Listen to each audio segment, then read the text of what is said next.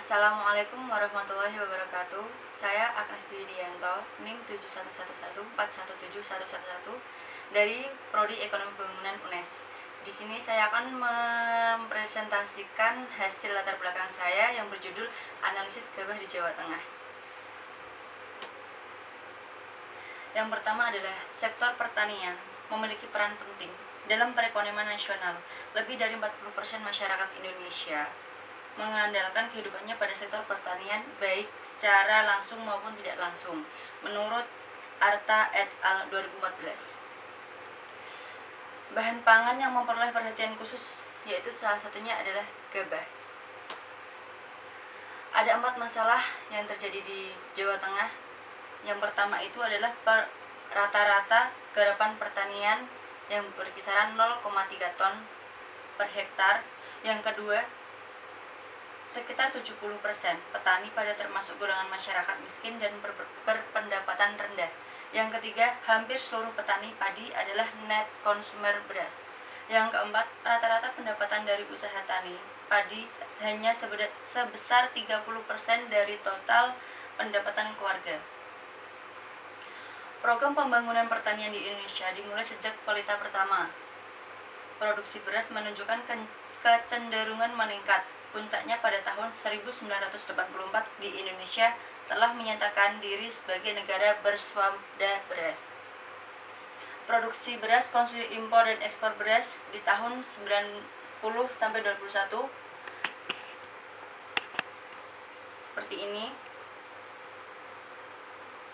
Dengan berjalannya waktu, kondisi produksi beras di Indonesia tidak selalu stabil, yaitu dari tertinggalnya permintaan, sementara tingkat partisipasi konsumsi beras baik di kota maupun di desa, di Jawa maupun di luar Jawa cukup tinggi, yaitu 9 sampai 100%. 97 sampai 100%. Ini berarti hanya 3% rumah tangga yang tidak berkonsumsi beras, menurut Ahmad 2001. Kondisi ini membawa dampak semakin besar ketergantungan terhadap beras. Pengaruh El Nino yang kemudian diikuti La Nina tahun 1998 memberikan dampak buruk terhadap produksi negeri.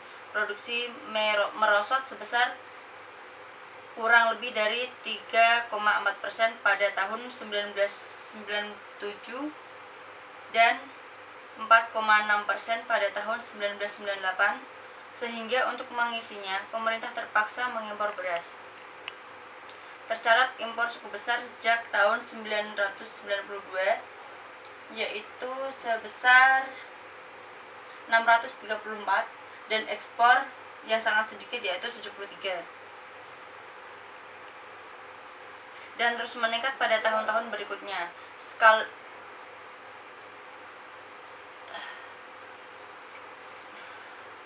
Sekalipun pada tahun 1993 tidak ada impor, namun pada tahun 1998 impor melambung tinggi sebesar hingga mencapai 7.100 ton.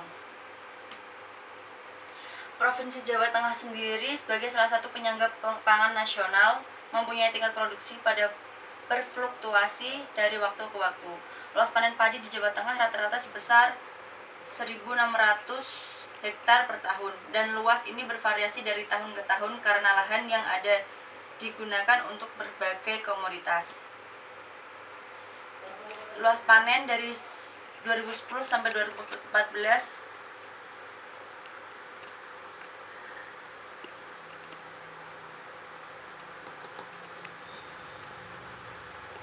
terjadi peningkatan sedikit demi sedikit, dan sebaran produksi padi di nasional ini yang tertinggi adalah Jawa Tengah.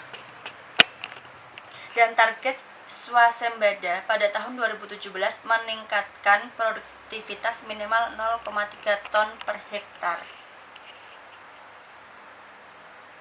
Mutu gabah sendiri, komponen mutu itu kualitasnya ada 1, 2, dan 3.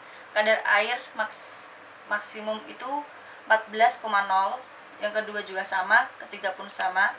Gabah hampa 1,0, 2,0, 3,0, butir rusak dan butir kuning 2,0, 5,0, 7,0, butir mengapur dan gabah muda 1,0, yang kedua kualitas 5,0, yang terakhir 10,0.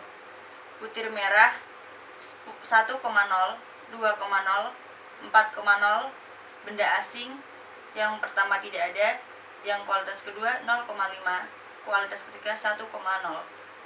Gabah varietas lain 2,0, 5,0, dan 10,0. Terima kasih. Sekian presentasi dari saya. Apabila ada kesalahan mohon maaf. Wassalamualaikum warahmatullahi wabarakatuh. Waalaikumsalam warahmatullahi wabarakatuh.